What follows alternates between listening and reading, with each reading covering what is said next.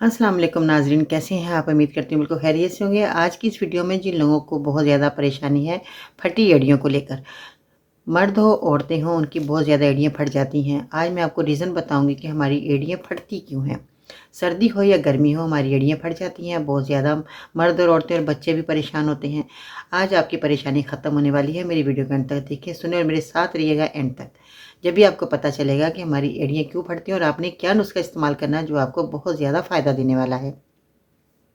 Number 1, आपने जब भी चप्पल खरीदें अपने पाँव के मुताबिक खरीदें। ये ना हो कि चप्पल छोटी है और आपकी एड़ी बाहर है। इस तरह हमारे वज़न की वजह से एड़ी में क्रैक्स आ जाते हैं, हमारी एड़ियाँ फटने लगती हैं। दूसरा रीज़न ये है कि जब हम बहुत ज़्यादा तेज़ गर्म पानी से पाँव धोते हैं, उसके बाद ठंडा पानी डाल लेते हैं, इस तरह भी हमारी एड़ियाँ फट जाती हैं। और तीसरा अमल ऐसा होता है कि बाज़ बहुत ज़्यादा गर्म ज़मीन पर चलते हैं, फिर ठंडी ज़मीन पर आ जाते हैं, इस तरह भी हमारी एड़ियाँ फट जाती हैं।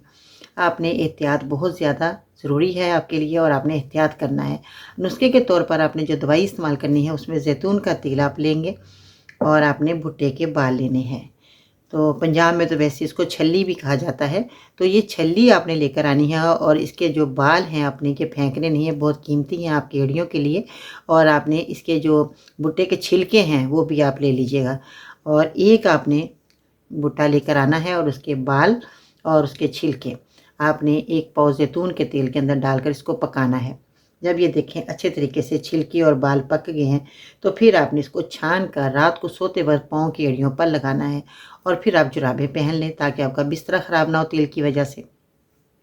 आपने 1 हफ़्ता यही अमल करना है। आप खुद देखेंगे कुछ ही दिनों के बाद आपकी एड़ियाँ नरम हो गई और आपके जो ज़ख्म थे वो भी ठीक हो गए। अगर ज़ख्म में से खून बह रहा है तो वो भी ठीक हो जाएगा। आपने ये अमल ज़रूर करना है। अल्लाह ने चाहा तो आपको इतना फ़ायदा होगा, इतना अच्छा रिज़ल्ट मिलेगा कि आप खुश हो जाएँगे। जब आपको फ़ायदा हो जाए, हमारे मरीज़ों के लिए दुआ करें और वीडियो के नीचे कमेंट ज़रूर करना है छोटा-सा कि आपको ये फ़ायदा नुस्खे ने दिया या नहीं दिया। ये भी आप बताएँ। अगर आपको दवाई की ज़रूरत है, घर में कोई परेशानी है, तो आप नंबर पर कॉल कर सकते हैं। हम आपकी परेशानी घर बैठे दूर करेंगे, आपको दवाई बनाकर भेजेंगे। अपना बहुत सारा ख़्याल रखिएगा। मेरी वीडियो को लाइक करें, मेरे चैनल को सब्सक्राइब करना मत भूलिएगा और बेल बटन आइकन को ज़रूर प्रेस कीजिएगा ताकि आपको घर बैठे ऐसे ही नुस्खे मिलते रहें और मुफीद और कारआमद और बहुत ही ज़्यादा तजर्बे से गुजरे नुस्खे आप तक पहुँचते रहें और आप देखते रहें और अपनी बीमारी को दूर करते रहें। आज के लिए इतना ही। आज की खूबसूरत बात, जब तुम्हें खुशियाँ मिलने लगें तो 3 चीज़ें कभी मत भूलना, अल्लाह को, अल्लाह की मखलूक को और अपनी औकात को। अपना बहुत सारा ख्याल रखिएगा। इसके साथ ही बाजी फिर उनको इजाज़त दीजिएगा। अल्लाह हाफ़िज़।